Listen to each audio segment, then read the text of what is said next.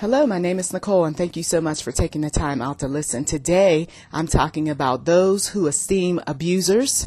So this message is titled on Esteeming Abusers. Now, for those of you all who have witnessed this sort of thing, this message is not going to be anything new.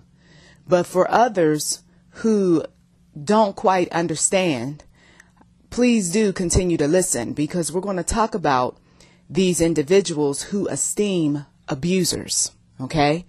We're talking about people who have a reverence, a respect, a deep love, or even an obsession for someone who has been verbally abusive, physically abusive, a manipulator. For some of you all, I'm going to take it to the street, the pimp, the player, the hustler, esteemed, admired, adored. Some of these individuals are esteemed more than God. This is what I heard in the spirit, waking up. These individuals esteem abusers more than they would ever respect the one true God, admire, love, talk about, appreciate, have a reverence for. There's a sickness in the camp. Some of you all, you got to know there's a sickness in the camp when you esteem an abusive mother, an abusive father, an abusive uncle, an abusive sister, an abusive aunt, an abusive anyone in the family or elsewhere. There is a sickness. And some people, in their dysfunctional thinking and ways, they don't see anything wrong with it. The abuser is celebrated via holidays. The abuser is talked to in a very sweet and polite manner. The abuser is a confidant, a best friend. The abuser is gifted even when he or she doesn't deserve it. The abuser. Oh, treat that person kindly, and then what do you get in return? Oh, some individuals, they experience more abuse. You bought him, you talked to him, you gave him, and then he goes off and he badmouths, he tells lies, or he gossips or exaggerates. And some of these individuals are talking to these people either on a daily, weekly, monthly, or even an annual basis, because they went low contact or no contact. And no contact means there is none. There is no annual picking up the phone. So let me be clear on that. But low contact, you might talk to them at least once or twice a year, or maybe once or twice a month. But the programming, though, is there. This is why some of these individuals are dysfunctional in the way that they think concerning the abuser, in the way that they behave, because they in their minds think that, well, if I'm okay and I'm all right, then that makes that person okay and all right for me. You see, because he's not hurting me. He's not bothering me. That was my mother that he was being abusive to. That was my sister who he sexually abused. He didn't do anything to me, so therefore I'm good. Oh, you got some of these prideful ones who they're still victims, though, but they will never tell you that that's what they are. You still got these individuals who the Lord himself said you need to distance yourself because he's influencing you in a negative, toxic way. He doesn't have a quality relationship with anyone. There is no woman in his life, or if there is a woman, she is distant. And you take advice from this person just because he has a title. Oh, the spirit in some of these individuals, they may be old, weak now, feeble, but they still got this spirit within them. Some of them, it is a violent spirit. I've seen it with my own eyes. It's a snake-like spirit for some of these men and some of these women. It is a spirit that some of you all would call Jezebel. There's also a spirit that they have that is wrapped up in some type of satanic force of some sort, where you get around them, and even though they might be weak, feeble, and look a little creepy or odd, they still got something that's a bit scary about them. You see, this demonic spirit, this entity that has consumed some of these people who are admired, feared, and all of this, it entangles people. So he may not be as quick as he used to. She may not be as quick with her tongue like she was back in the day, but she still got some ways, or he still got some ways about him that entangles people. Gets them to do what he wants when he wants it. Gets them to commit to him. He has a way of obsessing after folk, but he does it in a clever, sweet, polite, I'm harmless type of way. Sometimes these individuals, they will take information that they've recently received, and if it benefits them in some way, they'll take that and give it to you and tell you it's just me being helpful. I'm just giving advice. But the reality is that they're systematically brainwashing you. And some folks fall for it because I admire him, right? I respect him. He was that old player from back in the day, man. He had some nice cars. He had these women. He had a big house, so I'm going to listen to this old player because he got some game. He know what he's talking about. He might to a certain extent, but here's the problem. Is what he's telling you freeing you, or is he putting you in a binding situation mentally, physically, and spiritually? You don't even have a reverence for the Lord, but yet you can sit here and listen to this old pimp player hustler like he's a preacher. Amen. And the Lord, he's not pleased with those type of relationships in the least. He showed me this in the spirit. He said, if anything, they are going down the same path that their predecessors went down on.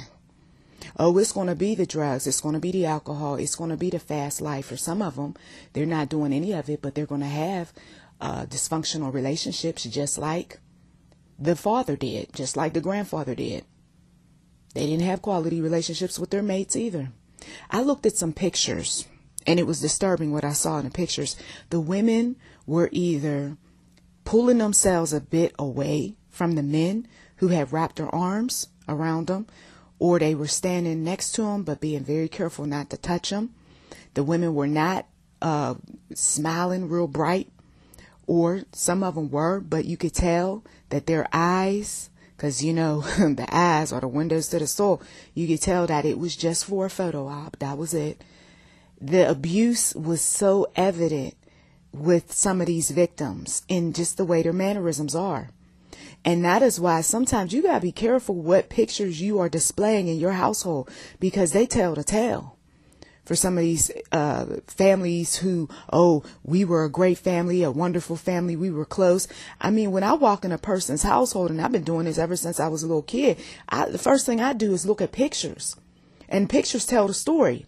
So even though this person talking about how close we are as a family, I'm looking at the mother, and the mother is obviously not close with that father. And matter of fact, look like she ready to run out the house. Because some of them look so stressed in those pictures. Look at some of them old pictures. There was no smiling going on. And I talked with my grandmother and I said, what was up with, some of those photos back in the day? She said it was a hard life. What was there to smile about? We went through so much. Others said that it was oppressive. We were living in poverty. Others said that, those older pictures, those were some folks who had experienced slavery when they were children. They had a hard life, born into a hard life, died, still suffering. So you see, when you have this background of suffering and hurt and abuse, if you never got healing from that, right, you have a way of doing that sort of thing to other people and don't even realize it. Or those around you that do that sort of thing. But all of this attention that they're getting, though, sometimes the attention is not for good reason. It's just because I'm going through the motions right now. I know I don't want to keep hearing from him about call me, come see me, let me see you, whatever. So I'll just deal with it. But the Lord, when he calls us from freedom, we don't have to have that type of attitude where I'm just going to deal with this person. No, I don't have to deal with you. The Lord knows your heart. He knows you haven't changed. He knows that you still controlling, still manipulative, still trying to get in somebody's pocket, still trying to tell somebody what to do with their lives or life. Some of these individuals still pressing in on people because, I'm about to check out of here, but I gotta, like I said in another audio, I gotta have one grand finale. I gotta just bring it home this one last time. So there they go, running their mouths, telling the younger people things that they have no business telling them. They haven't learned. And some young people who are very discerning, they'll say, he's a mean person. I don't want to be around him. Or she's trouble. There's something not right with her. And if you listen to my audio about the past and how I'm getting into the different things that the women, the pregnant mothers had done to permanently alter the fetuses, you'll see why some individuals behave in a way that they behave. But I'm telling you, this reverence, though, that people have for these toxic people is sick. And then they will have you go along with the programming, knowing that this person is someone who's a child of darkness, knowing that we're not to have fellowship with them. But, oh, he's okay because that's your, or she's okay because that's your. And besides, would God want you not to deal with these people? Yes. Yes. Well, I don't know about all that. Well, I know about it. You can stay mixed up in that bondage. You can stay seeing one side of that individual and then getting your heart broken later to find out that there's a whole nother side. There was an uncle, God rest his soul. Actually, he was a great uncle, and he had a long history of some very, very evil things. And when this man came around, he had such a respect. And as a child, I was looking at him and I seen how people, they seem to have a politeness about them, very almost careful around this individual. And then once I got older, I realized he had blood on his hands. You would be very careful around some folk too if you know that they got a history of killing and beating and torturing and tearing some folks from limb to limb. Yeah, you would be real respectful and nice too. But that was fear that was driving them people to act that way. But here's the thing. I don't care if the person got blood on their hands or they just have a mouth and it's a scary mouth because they always got something crazy to say. The point is that when God calls you away from people like that, you're supposed to be doing just that. And how do you know? Because he moves on your spirit. He tells you, you don't need to pick up the phone. I remember the same uncle who said, reach out to me back when I was in college. Oh, I reached out to him for about a month, maybe two. And then I distanced myself. And I wasn't even saved, sanctified, and Holy Ghost filled back then. But I just knew, no, I don't need to reach out to him. Okay. And then later on, it was revealed that he had done some very disturbing things, using his own children. So you see, God has his reasons for why he talks to us in the quiet of the day. If we can sit down long enough and listen to him, right? He shares with us some things about people who we connect with, associate with, or every now and again sit down and talk to, because he doesn't want us to fall into a trap where the enemy has us spending so much time focused on these toxic folks and less time focused on the one true God. You see, there has to be a reverence for the one true God that goes beyond that reverence that some of these folks have for the pimp, player, and hustler. There has to be a healthy fear. Now, if they can fear these folks, right, that got blood on their hands or not, but they just, like I said, got a scary way about them, then why can't these same individuals have a fear for the one who created them, the one who's responsible for their lives and also for their passing? That's because they don't want to walk with the Lord. They figure that it's better to ignore him, and in this way, they don't have to be held accountable to anything. But they will be. Judgment is coming. Some folks, they worrying about some end time type of prophecy coming to pass. No, the concern should be, I don't have much time on this earth. I need to make sure I get my house in order. Exactly. Because I tell you, the end of our days is coming sooner than we realize at times. One of my sons said, it seems like the days are going by so very quickly. Yes, they are. It's how it is at times in our lives. It's just days are going. There's not enough hours in a day to get things done. And to keep negative, toxic, pessimistic, scary, strange, evil folks close. No. We put our hand out to folk like this, in the sense that we're holding our hand. We holding our hand up to people like this. I'm not talking about putting our hand out like getting something from them. I'm talking about putting that hand up like, halt, stop. You can't get close to me. Now we can talk, but if we talk 9 times out of 10, I'm going to be ministering. I'm going to be teaching. I'm not going to be taking no toxic advice from you. These people infiltrate marriages with their conversation. They talk about, well, your mother was this way. Your daddy was that way. And some of these folks, they hold on to that information. And then they take that negative information and they apply it to their current relationships because, well, there's some things about her that remind me of that mama or that daddy or that husband. He remind me of, you see. And so before long, the toxic stuff is showing up in your relationship because of who you keep talking to. They shouldn't have access to that area of your life when it comes to intimate relationships. They shouldn't have access to your parenting. Some people will allow their toxic, abusive, dysfunctional parents or other relatives to give them some parenting advice. You gotta be kidding me. But that's what they'll do.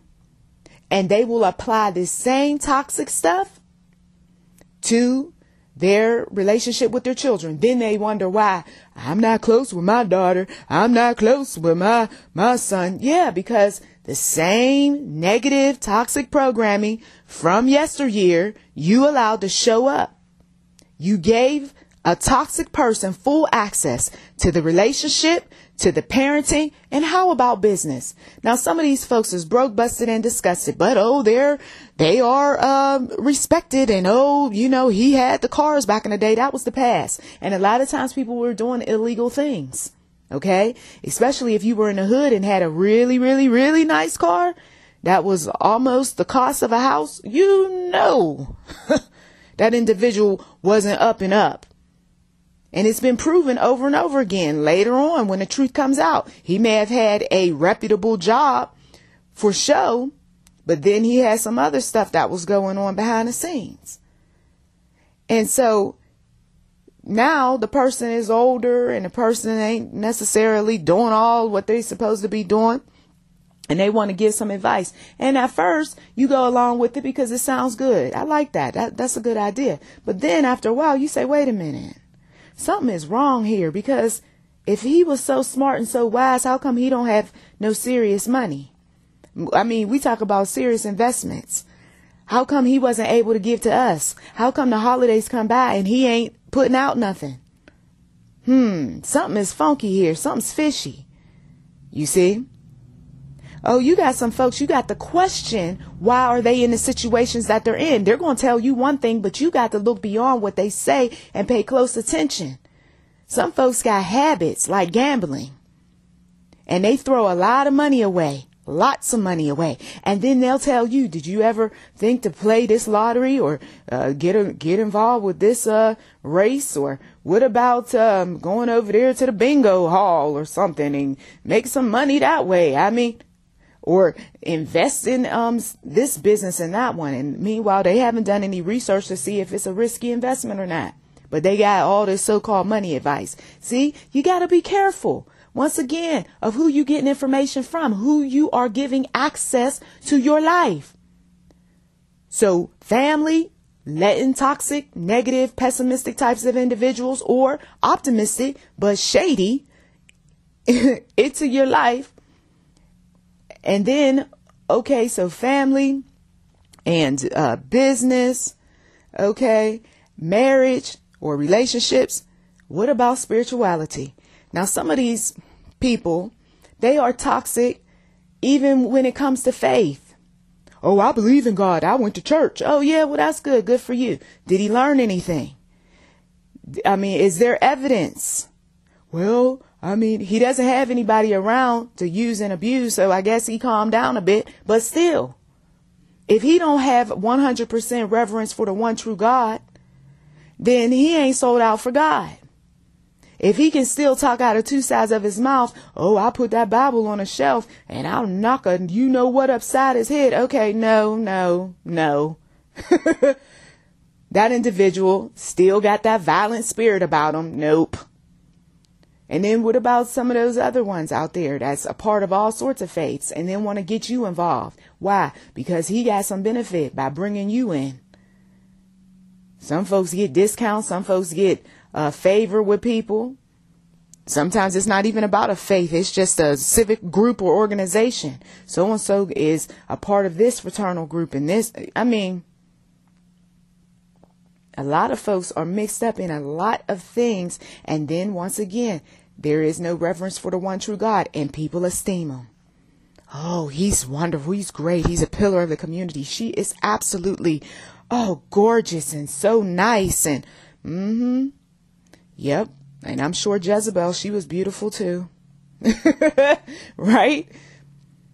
So many people wanting to be a help, but really a hindrance when they don't have God in their lives. So many people esteeming folks who are nothing more than children of darkness. People who, I'm not going to stop lying. I'm not going to stop stealing. I'm not going to stop telling people what they should do, being controlling. I'm not going to stop being unfaithful. Some of them unfaithful to their spouses, but yet they got relationship advice. They're just not going to stop. They're still stubborn. They still bad mouthing. They're still creating triangulation between their children and themselves. So you got this one who's the favorite and she's going to get all of the information about everything. This one who's not the favorite, but you get part of the information. But then if I don't like your response, then some of these individuals will then go and then they'll start talking about the sibling to another relative. Okay. Or to their sister or to their brother. I've seen this so many times. I've been in relationships over the years and I will see the game that some of these parents will play. That's why Tell Me Mother You're Sorry. That's a book that some of you all, if you got a stepmother, a mother-in-law, your biological mother, a spiritual mother, you got all these motherly influences, you got to get this book.